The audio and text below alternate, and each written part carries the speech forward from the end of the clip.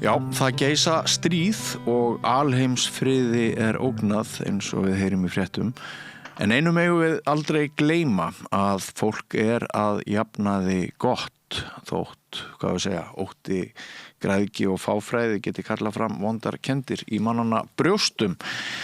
Nú akkur ég að ranta þetta svona út í loftið vegna þess að ég fekk ábendingu efni seint að kvöldi laugardags ef ég man rétt síðustu helgi þar sem ég var bent á hversdagssögu sem ég held að geti vísað út fyrir sig og sé gott að hlusta á okkar dimmu og drungalegu tímum og þarf sé á að segja. Og ef mér skjöplast ekki þá á línunni Eiður Ragnarsson, fulltrúi sveitarstjóra á Djúpavogi ætlaði ég að segja fyrir austan. Heyrðu í mér, Eiður? Já, ég heyri bara vel í þér. Já, ég ljómandi, kæra þakki fyrir að spjalla við samstöðuna. Tilefni þess að við ræðum saman það að þú varst þarna á dögunum að tína út úr bílnum inn í hús einhverja poka eftir að hafa skotist á Reyðarfjörð og hvað gerist þá? Já, við vorum að tína úr bílnum eins og ég sagði áðan bara eftir að hafa verslað eins og maður gerir þegar maður fer bæjarferð og þegar ég svona í það myndi að klára að tína úr bílnum þá kemur til mér öltandi á götunni ungur maður og kynnir sig og spyr hvort að ég geti treyst honum og veitt honum húsaskjóli við nóttina. Hann opnaði á því, do you trust me, sagði hann. Bara byrjaði á því? Já, eiginlega. Og hann var kalt, það var skítkalt, en ég bauð honum inn og hann var eitthvað svona smá tregur í fyrstu til að koma inn því að hann svona, eða ég upplýði það eftir á, hann vildi fá að vita hvort ég væri bara að bjóða honum í kaffi eða hvort ég væri að bjóða honum húsaskjóli við nóttina áður hann fær inn. Því það var orðið svolítið álið og hann var greinilega, honum var mikið í mun að koma sér í hús fyrir nóttina. Þannig að það var bara úr að ég bauð honum bara að gista og sagði að það væri bara minnsta mál, hann getur nú bara gist í okkur. Þegar hann var búinn að fara svona aðeins í gegnum sína sögu og segja mig hvað hann var að gera. Já. Þetta, kannski við fáum mynd,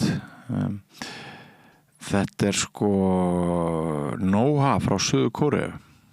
Já, hann er 26 ára gamall, ef ég maður rétt.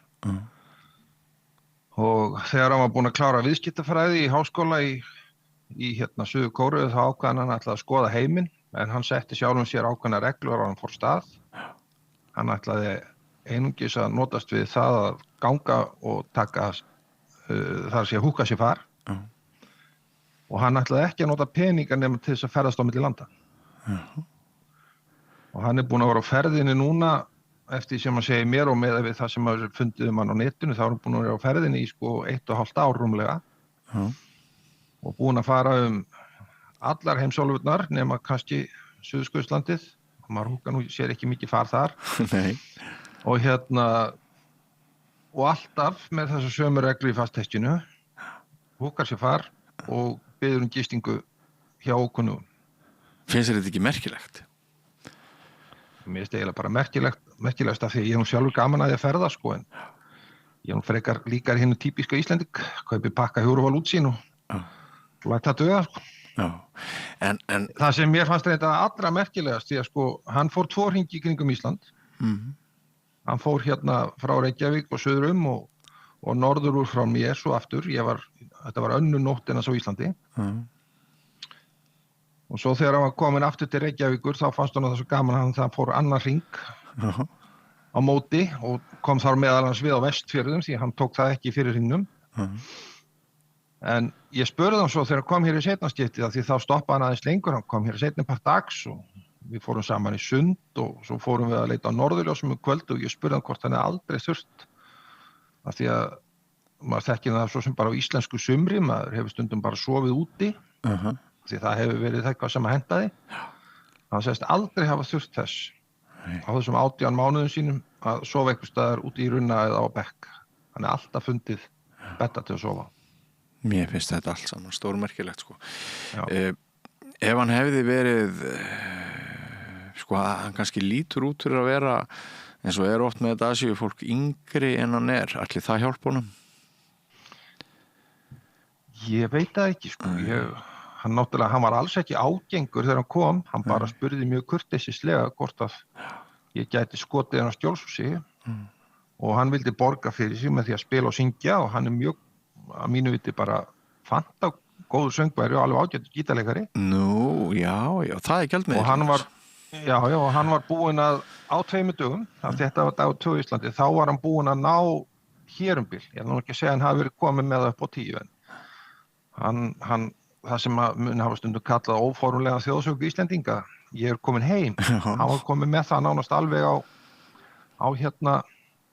hreint hvernig þetta spila það og syngja það á íslensku, þó þetta væri framburðurinn ekki alveg eins og hann á að vera, en ansinn í lagi, sko. Já, mér finnst þetta stórmerkilegt í mörgu tilliti, sko. Mér finnst þetta einmitt, það kemur þægilega óvart að okkar þjóð sé ekki á öðrum stað heldur en bara heimurinn allur að við gefum þessu séns, þetta do you trust me, spyr hann, að það sé traust í gangi, það er eitt og svo bara einhvern veginn. Já, ég var að tala um stríðið áðan og svona óáran í heiminum og svona kannski þann sveng sem við fáum í fjölmiðlum alla jafna að heimurinn sé á heljar þröm. Ég veist þessi saga skemmtilegt ansvar eða andstæða þess, er þetta ekki sammála því? Jú, ég held að það sé nú bara því miður tilfellið að 99, já, kannski yfir 90% af öllu fólki er bara ósköp venjulegt almennilegt fólk, sko. Já. Og það eru þessi örfá prósent sem koma óorð og rest. Já. Og síðan er það nú einkenni fjölmiðla á þess að ég ætli nokkuð að vera hallmæla fjölmiðlum í höfuð. Þú mátt það alveg mínu eina. Þeir flytja nú yfirleitt ekki alltaf jákvæðustu fréttina, sko. Nei. En það er bara eitthvað sem hefur þróast í gegnum tíðina frá því að bara blaðamennska byrjaði, hugsa ég, svona maður að skoða aftur á bak. Það er ekki fréttir ef allt gengur vel, sko. Það er ekki fréttir ef maður sé eitthvað vesen. Fréttir eru frávik, fjallum frávik. Já, og maður sér það bara ef maður að fara fyrir inn á tímarit.is og skoðar hér gömul blöð bara frá byrjun síðustu aldar eða í lok þar síðustu. Þú veist, þetta er bara eiginlega alveg sami takturinn þar og er í dag. Það er eitthvað vesen og það er frásagnar, það er eitthvað til frásagnar. Og svo kemur svona ein jákvæð inn á milli sem auðvitað, en það ætti eiginlega að vera öfugt ef menn að endurspegla samfélagið eins og heldur. Já. Við erum að reyna að laga hallan með þessu spjalli. Já. Og ég meina það er bara, þetta er yfirleitt þannig. Þú veist, meiri sé, og eins og þú kannski þekkir, ég nú ekki fylgst mikið með samstöðunni, ég skal alveg viðurkenna það, en aðeins gefið en auga. Og það er náttúrulega líka bara í panel, þegar menn fá eitthvað fólk í panel til að ræða mál, það er yfirleitt, sko, fókusin er svo oft á hið neikvæða því miður, sko. Ég veit ekki af hverju það er og maður lendir eflaust í því sjálfur, sko. Já. Það er fullt af jákvæðum hlutum í gangi líka, sko. Já, heldur betur. Og nota bene, fyrirgefðu, við erum ekki alveg með einræðu, sko. Jú, endilega, til þess ertu hérna. Hann þessi ágæti drengur, sko, hann ferðaðist meiri sig Úkraínu, sko, eftir að stríðið hófst sem dæmi, sko. Við fáum nú ekki fallega fréttir frá Úkraínu hverjum degi, það er náttúrulega ekki gott ástand, við vitum það. En það er alveg greinilega hlutar af Úkraínu sem var alveg ekkert mál að ferðast og hann sagðist ekki að lent þar í neinu vandræðum. Hann hefði aðeins rekið sig á það því að sumir Úkraínumenn er ekki mjög sleipir í ensku. Þegar hann kynnti sig frá Suður-Kóreu þá vildi með ruglunum saman við nágrannin norðri sem hefur að þér allavega sumir vilja meina stutt innrásina. En alltaf tókst að eyða þeim misskilningi, sko. Þannig að þetta er greinilega jákvæði punktar þarna líka þó þetta sé ástandið ekki gott. Einmitt. Þetta er allt mjög áhugavert. Er hann nóga sjarma tröll, myndirðu lýsa honum sem þannig? Ég er mjög bara viðkunnalegur náungi og viðræður góður, sko. Og svo nefndir já, bara þessi góða þokka, sko. Akkurat. og menntaður og upplýstur og það hlýtur að þurfa ákveðna persónutöfra til þess að ná þessu að vinna sér allstaðar traust á ókunnum slóðum misseri eftir misseri ferðast allan heiminn. Já, bara ákveði hugrekki sko, ákveða þetta upp að ferða sko. Já. Ég hef alveg pröfað að ferðast á puttanum en það þá kannski bara á milli Djúpavogs og Hafnar sko þegar ég var unglingur. En ætla sér að fara allan heiminn sko, það náttúrulega mjög sérstakt sko. Já. Ég heyri stundum hjá ungu fólki sem reynir að komast á puttanum hér á landi. Ég bara veit ekki hvort við gerum það ennþá sko.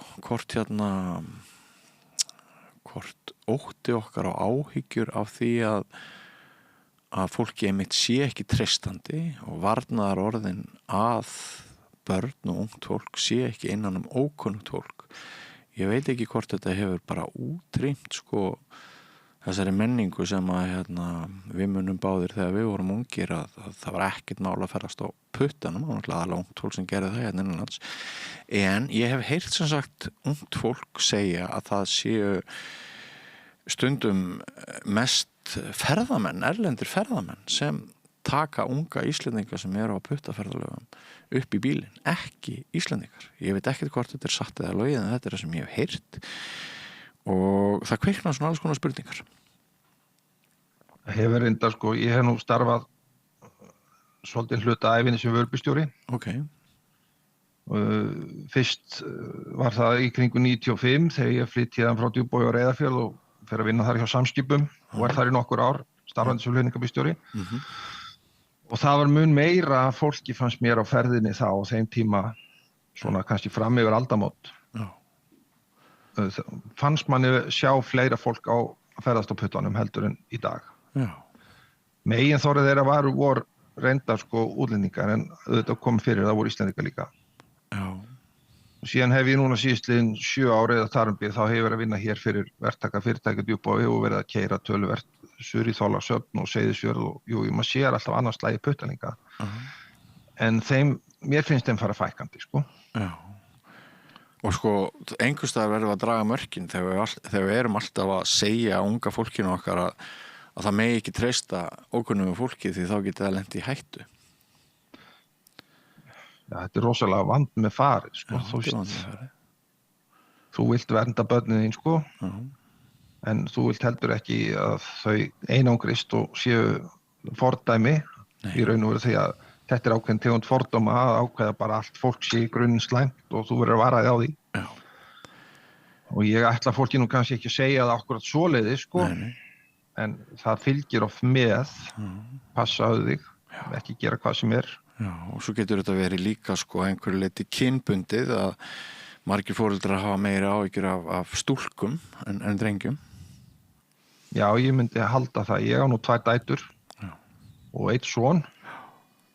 En ég var kannski bara svona kærulegt foreldri. Ég hafði aldrei rosalega miklar áhyggjur af þeim. En ég upplifi það allavega að dætur mínar hafa... Ég upplifa það þannig. Það kannski bara mín upplifun. Ég ætla ekki fullyrða hvort það sé rétt. En þær hafi heldur meiri áhyggjur af sínum börnum en ég hafði af þeim. Já.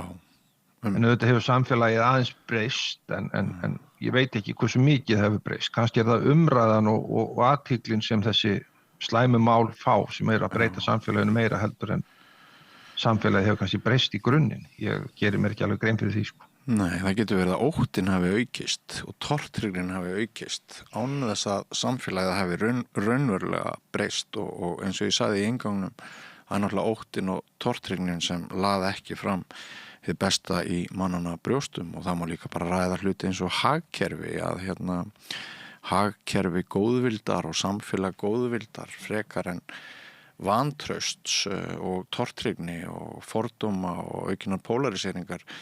Við vitum alveg hvort kjósum, sko. Já, ég held það nú flestir kjósi nú það í grunninn að hafa samfélagið bara